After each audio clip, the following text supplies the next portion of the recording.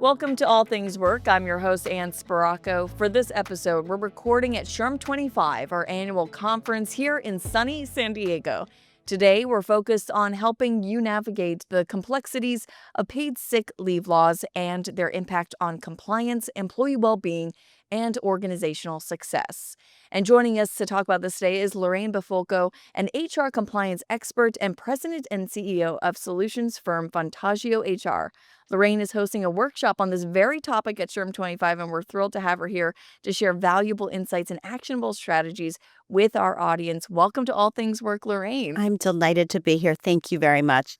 So let's dive right into the conversation here. We know there's a lot for HR professionals to keep up on. So what are some of the top challenges HR pros face when it comes to keeping track of these laws around paid sick leave across different cities, states, even counties? We know it differs everywhere. Yeah, I think you've actually hit upon one of the biggest complexities, and that is, wouldn't it be nice if we had one law in the entire country for paid sick leave, or even if we could just stick to having state laws?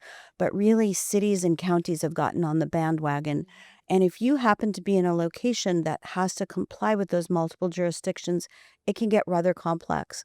There have been some states that have so many cities or counties that have passed individual laws that create this patchwork of compliance challenge that some states are actually now starting to pass laws prohibiting their local jurisdictions from passing laws.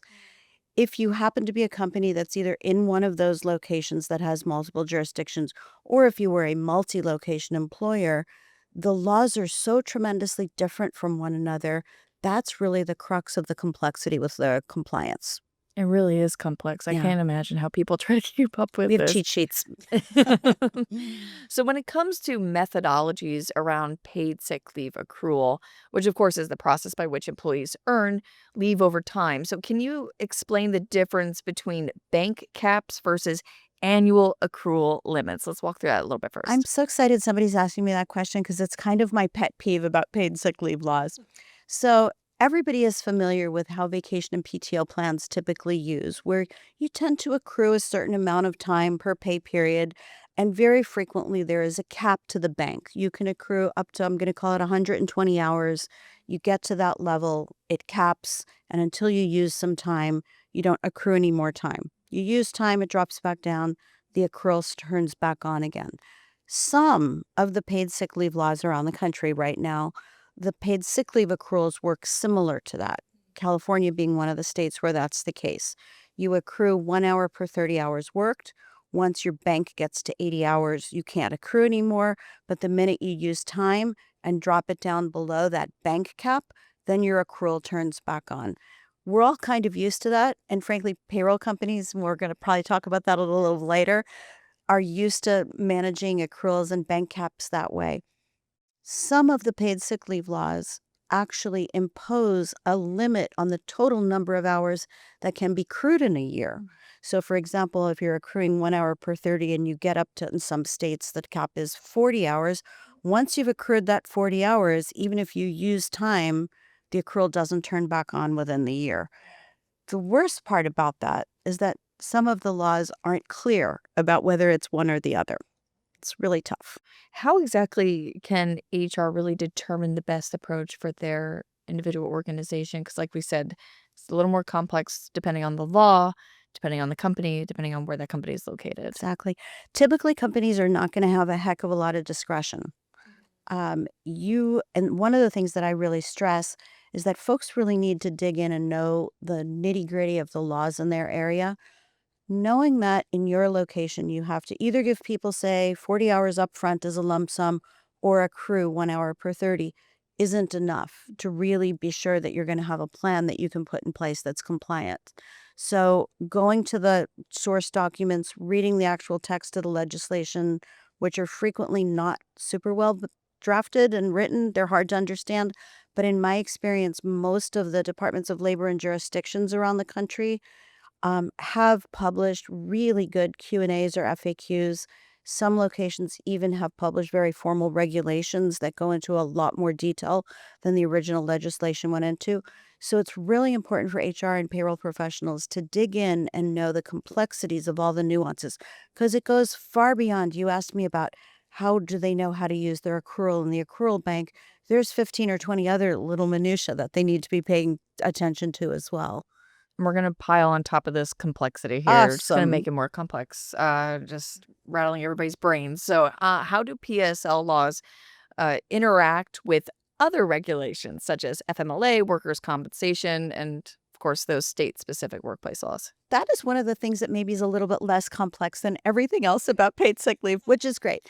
What people just need to keep in mind is that typically these paid sick leave laws, although the time off is protected at some level, that people need to be able to use their paid sick leave laws. It's a right that's given to them by the legislation. But we're talking about people having 3, 6, 9, 10 days of paid sick leave in a year. The utilization of paid sick leave rarely gets to the point where it's an extended leave of absence. So it's usually for short-term punctual needs. That being said, when somebody is on a work comp leave or an FMLA or state FMLA-like type of leave of absence, pretty typically a company is going to have established its rules about utilization of vacation, PTO, or paid sick time. So people end up being able to avail themselves of their paid sick leave while they're taking a mandated or protected leave. Okay, Okay. understood. Yeah. Understood. Thank you for breaking that down for And me personally. you're welcome. And then, if I might, one Mhm. further nuance that I would add, I just did a presentation at SHRM here 25 on California leaves of absence. California being one of the states that has such a myriad of different types of leaves of absence. And we see California and lots of other states that have various other types of leave of absence, whether it be military leaves or leaves to Exactly. care for children or victim leave or jury duty and witness protection. Very frequently, those other, sometimes they're referred to as small necessity leaves. Sometimes those laws will actually say Mhm. that an employee needs to be able to avail themselves of their paid sick leave during that absence. I was joking around the other day because California literally recently said that if you're on jury duty, you have to use your paid sick leave. And I was kind of scratching my head and I'm like, I haven't had to do it that often, but when I have had to serve on jury duty, it has made me feel a little sick to my stomach. So using my paid sick leave seems Yes. like it makes sense. So the laws all do somewhat intersect. It does. It Yeah, does. yeah. Thank you for You're that welcome. jury duty example. So at SHRM 25, we also released our brand new SHRM 20, the 2025 benefits survey, which is an annual survey that's been running for more than 30 years with SHRM. It's great data. Great data. I Yeah. always love digging through this and talking to our research team about it. I always get on a call with them because it's just so much. So we'll touch on it a little bit when it comes to the paid leave. So it found 68% of employers combine the vacation and paid sick leave as paid time off. I've worked in companies that have done this. I think a lot of us can relate to this. So what factors really drive organizations to keep these separate versus combine them? Because I feel like I don't see that often. That is such a great question because I have seen the landscape on that evolving tremendously. I'm going to say going back maybe 10 or even more years, and it would be interesting to see if the SHRM data supports what I'm telling you is my anecdotal experience. But I started seeing more and more companies move towards combining them, taking that sick and vacation time, combining them together into PTO. And this is a topic I speak on as well. It's like a favorite topic of mine. It Employees love it. The average employee is a good person and is not going to pretend they're sick when they're not sick.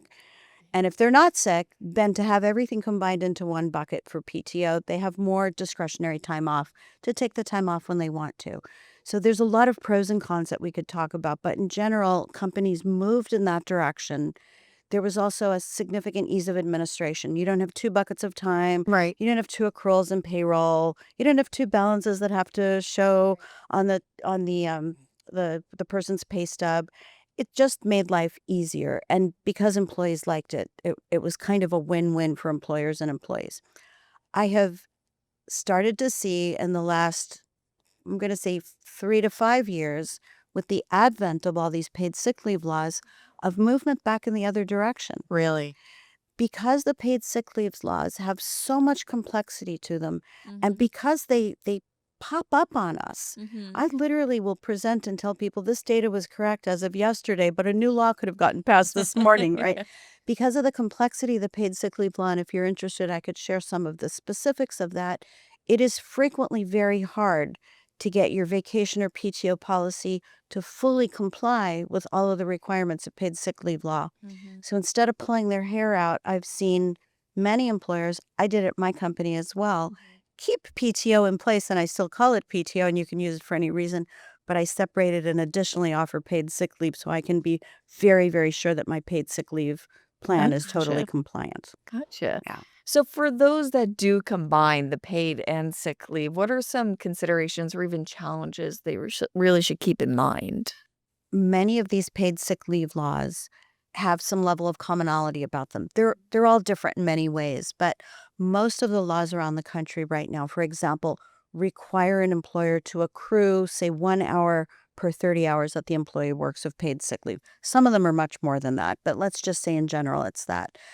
One of the things that an employer would have to do would be to ensure that those accruals, if they're using a PTO plan, are commencing upon hire, because the paid sick leave laws tend to require that the accruals start upon hire. So that's one element.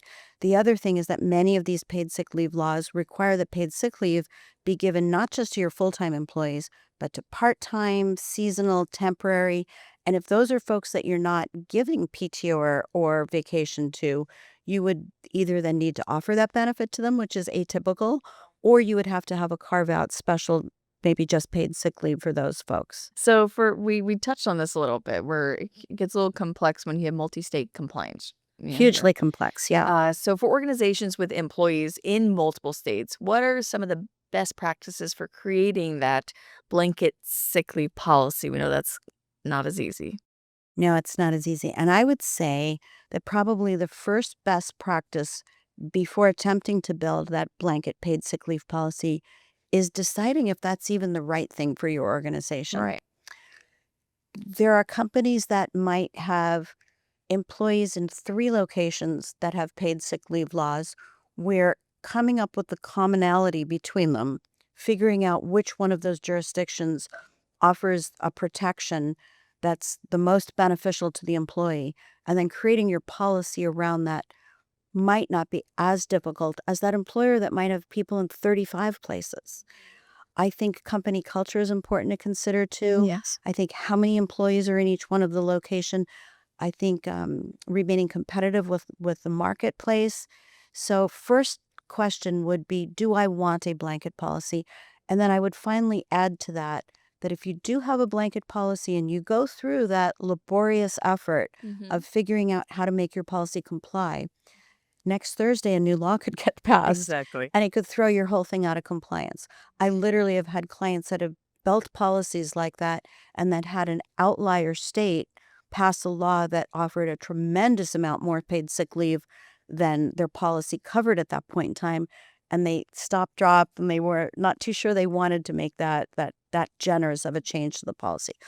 Once a company has, though, decided that it's right for them to do what you refer to as a blanket policy, it is a pretty deep dive analysis. Mm-hmm. It is not just going, oh, well, this law offer requires 1 hour per 30.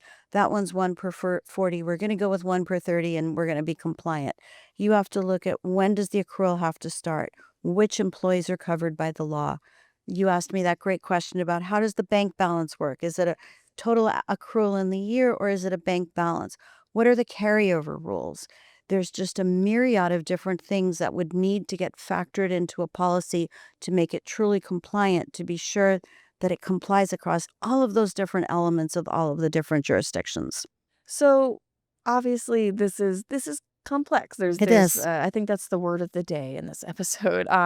So what advice would you give HR teams struggling with the complexities of remote employees? Let's dive into that, and independent contractors under PSL laws. There is a tendency for companies to treat folks as independent contractors when, if you really applied carefully the letter of the law, we would find that these folks really should be treated as employees. Okay. Um, every state is a little bit different with its rules. We have federal rules. If somebody is truly an independent contractor and they pass the tests, we don't need to worry about offering paid sick leave to them. And in fact, if they are a true independent contractor, you wouldn't want to provide paid sick leave to them because that in and of itself could be an element that could be used to argue that they truly were an employee. So, independent contractors, if they're appropriately classified, we can sort of set them aside for paid sick leave compliance. Remote employees is another question. And I think since COVID, we saw many, many more employers become multi state employers. We had folks that came to us, we all went home and worked remote. We had employees that came to us and said, if I'm going to be working remote, can I work remote from Oklahoma, where my family lives? And we said yes.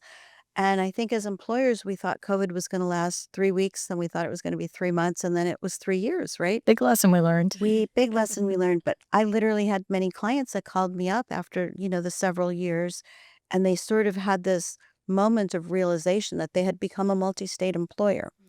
And I saw a lot of companies struggle with having put people on payroll in the appropriate location and then challenged with the compliance complexities of having people in other states. So paid sick leave is no different.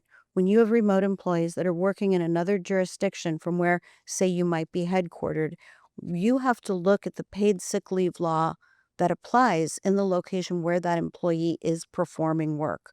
So it could be that they are in a location that has a paid sick leave law that you now have to comply with. It could be that your company is in a location that doesn't have a paid sick leave law.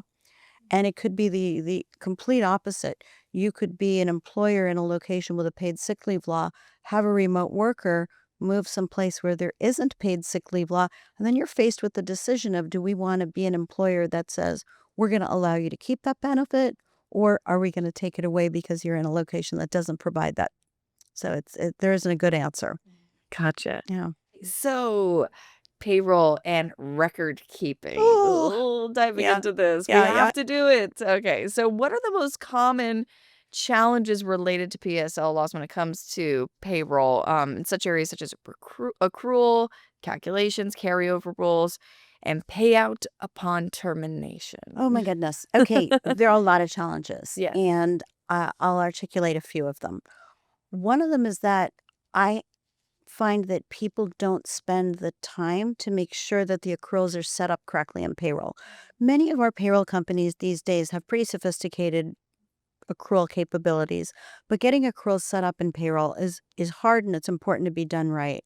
Knowing which employees are going to be subject to which accrual, testing, making sure those accruals are set up correctly. And as I've mentioned before, just making sure it's 1 hour per 30 hours worked isn't enough. There's knowing the caps, there's knowing the carryovers. So ensuring that they're set up correctly. The other really big challenge that I have run into, both personally and with clients of ours, is that many of these paid sick leave laws have a twofold cap because they're trying to make our job harder in HR. You can have a bank balance or a total accrual amount that you're allowed to have in a year, but then there is a different amount that you're allowed to use in a year. And so trying to concurrently have two different caps, I have seen payroll systems that can't handle that. So it's very, very challenging. In fact, we changed payroll companies at one point for that very reason. So yeah, it's a big challenge. Oh my gosh, somebody give these people a raise. I know, exactly. Yeah. Oh, especially for those who have to navigate this. This is It's hard tough stuff. work, and Very hard work. I think a lot of people can our audience tuning in can really relate to, I Yeah. feel like they're feeling it. So They are. Yep. Yep. they feel seen, don't worry. So can you share some insights on how to handle PSL documentation requirements? Some of that would include doctor's notes, while remaining compliant with these varying laws. Make sure you give notices to everybody. Some of these laws are like, we require it to be given to your non-exempt, or we require the notice about your law, the rule, or your benefits to be given to everybody. Play it safe. Notify all of your employees about their paid sick leave. Put it in a poster, put it in your handbook, issue notices, just go above and beyond. It's one important thing. Documentation, though, when you talk about doctor's notes, each one of the laws is extremely different. We have some of the laws that explicitly say that the employer is permitted to ask for a doctor's note to substantiate the time off. And we have other laws that explicitly say you cannot do it. While some of the laws say you can do it only after the employee has used a certain number of days, but it gets better. Some of the laws are silent on the topic, so you're left not knowing and worrying that you would maybe do something that would be considered inappropriate. So once again, I keep kind of harping on this. It's really important for HR and payroll professionals as well to know the specifics of the legalities in their jurisdiction. And then that could leave the employee question if there's not clear direction. That can leave the employee wondering, what the heck how do I even go about this? And Absolutely. that makes them nervous about even approaching the subject as well. Absolutely does. Yeah, it Mhm. creates a lot of lack of clarity for everybody. So it's better to know Yeah. up front, get it put in your policies. And communicate effectively. Update those handbooks. Yes, love Yep. the handbooks. Yep. So moving to the future, looking ahead, leaving our audience with a final thought, what are some emerging trends you see really evolving the landscape here with paid sick leave laws in the next 1 to 3 years, let's say? Yeah, a couple of different things. One, I think we are going to continue to see more and more jurisdictions pass paid sick leave laws. We definitely have not really seen that slow down. Um, I think there is a move towards some of the laws are you accrue 1 hour per 36 worked or 40 or 52. We're starting to see more generous accrual amounts, and we're starting to see more generous amounts of utilization that people can have during the year. That is one trend that I'm seeing. But there's also something else very, very interesting is that and that I think has even more momentum. We're starting to see a lot more states pass paid family leave laws. Mhm. So a paid family leave law is going to be wage replacement benefit where it's perhaps the employer or the employer, in some cases, a combination of the two, that pay into typically a state-run program where the employee then can get wage replacement benefits when they do need to take time off for their own illness or family. That sort of takes the burden of compliance of giving time off when you're sick or you have a sick family member away from the individual employer and sort of shifts it to a statewide, it's almost more of an insurance system. Some of those laws that are getting passed too, in addition to being a wage replacement benefit, are providing some level of protection. They almost have turned the time off into, say, a mandated leave of absence. And we definitely are seeing many more states move in that direction. My personal feeling is that we will probably see those supplant the paid sick leave laws at some point in time. But you'll ask me next year and we'll see. Exactly. Yes. Maybe a whole different It could be a conversation whole by different then. webinar. Yeah. But definitely great trends for HR professionals to try to keep up with because like you Absolutely. said, it can change very quickly. Yes. So And I did want to mention one last thing on yes, of course. those paid family leave laws. I I wish I had the number at my fingertips, but there's 15 or so states that have them as required programs right now, and 11 states that have them as voluntary programs. So employers that are wanting to provide that type of benefit to be able to give their people wage replacement benefits when they're out can opt into some of these states' voluntary programs. Oh, That is a great. cool trend That's as well. that's a good thing to look out for. Yeah. So thank you so much, Lauraine, for your deep insights, those concrete examples. We know it's just such a complex landscape. People are going to get tired of me saying complex, but that's the word of the day. There isn't a better word, so you're exactly right. All right, thank you, Lauraine. You're very welcome. Thank you for having me. Of course. And that's going to do it for this week's episode of All Things Work. Just head to shrm.org/allthingswork for our newsletter each week as well. And follow us on social media. Like, comment, share. We want you to be part of the conversation. Thanks for joining us. We'll catch you next time.